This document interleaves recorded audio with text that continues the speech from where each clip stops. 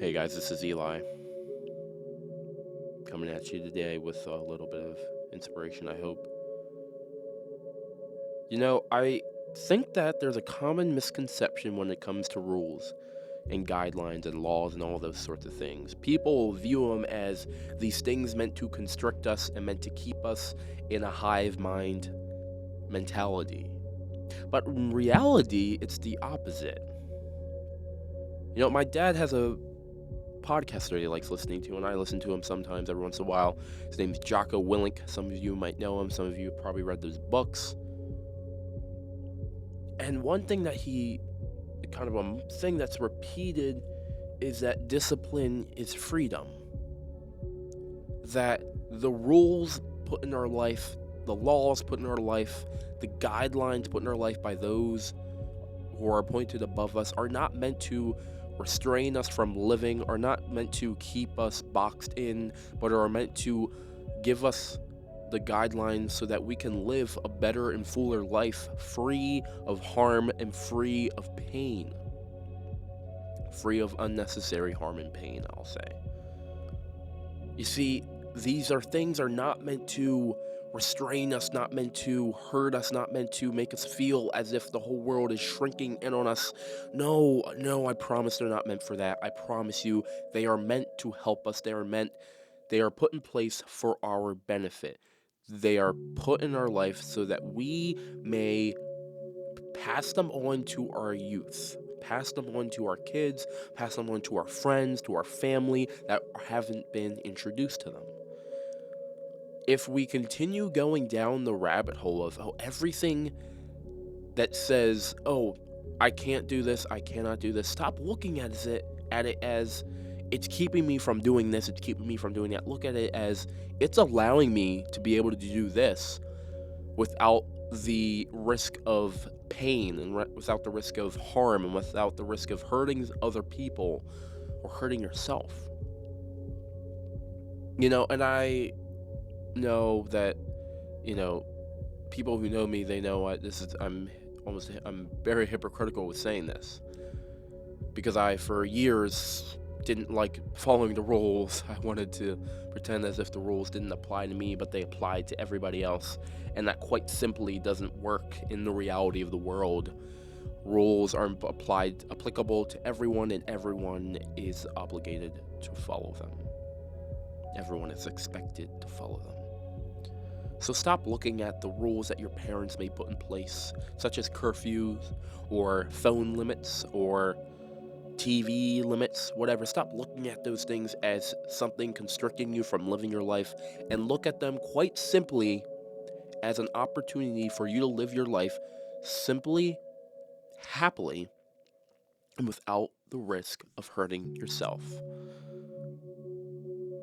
Another big thing that is important, and that you probably heard parents say it or principals say it or whatever, is that rules, right? Rules are not meant to hurt you.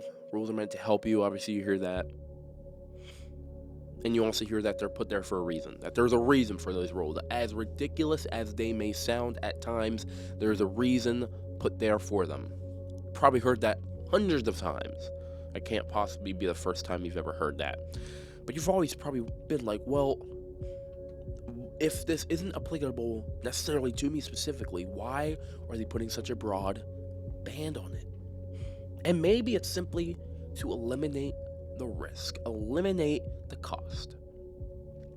Just because just because maybe you aren't affected by a rule or something doesn't make it obsolete, doesn't make it unimportant, doesn't make it insignificant. Sure, to your life it might not pose something that you really need to pay attention to simply because it doesn't affect you. You aren't put in situations where that comes up. But there are people probably sitting to the next in the next seat, in the next room, to the left and right, in front and behind of you, that it affects, that it has an effect on their life. So out of respect for them, simply follow the rules. You don't have to argue against them. Sure, you can ask questions, but you don't have to be disrespectful. You can come at it saying, I don't necessarily understand why this rule is in place. Can you explain it to me? And usually you'll get a much better reaction than if you simply act in defiance of the rules. I would venture to say that rules are put in place by leaders. Leaders put the rules in place, right? If you're on a football team, the team captains or the coaches, they put rules in place for the team.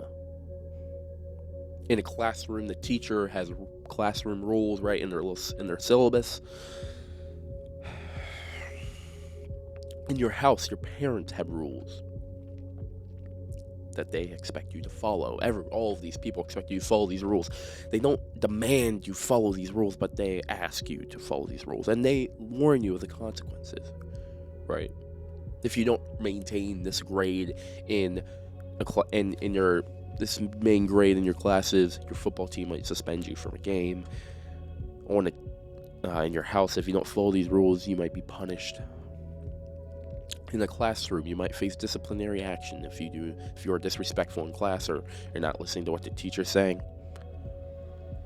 Right? They should warn you of the consequences, and that's a mark of a true leader. A true leader doesn't simply impose something just to impose. They don't simply make rules just to make rules. No, they explain why those rules are put in place. They tell you, hey, this is why this rule is put in place. This is what happens if you disobey this rule. Again, it's not meant to constrain you. It's not meant to put you in a box with everybody else. It's meant to help you. So allow it to help you.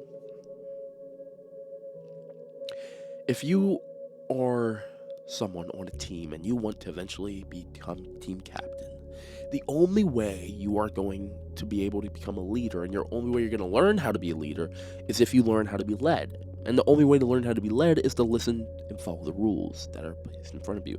Pay attention to your leaders. The best leaders are ones that know how to be led. The best leaders are ones that sit in the front row of the class and take notes.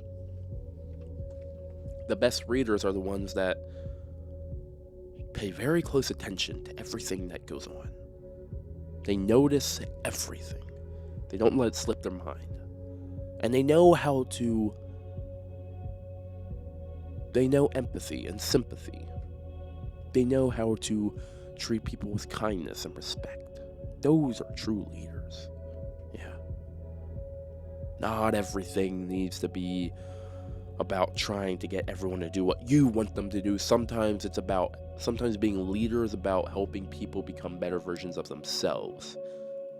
Being a leader should be about benefiting the people you are appointed above, not about boosting yourself to a higher level.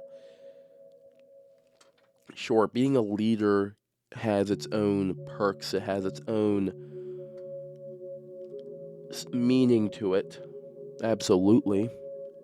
Yes, you are not necessarily on the same level, but that doesn't mean you can't be empathetic to the people you were appointed to direct. And never look at those other people as, oh, they are below me. They are not as important as I am. No, they're ever more important than you are. You are the rudder. The coaches are the captains. They're the pilots. You are the rudder guiding the ship in the right direction. The thing about a rudder is, where is a rudder on a boat? It's in the back. It's picking up the back.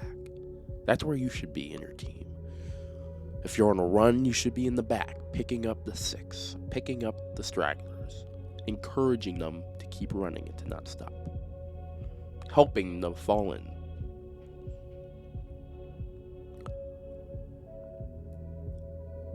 Don't let yourself become a boss. Be a leader.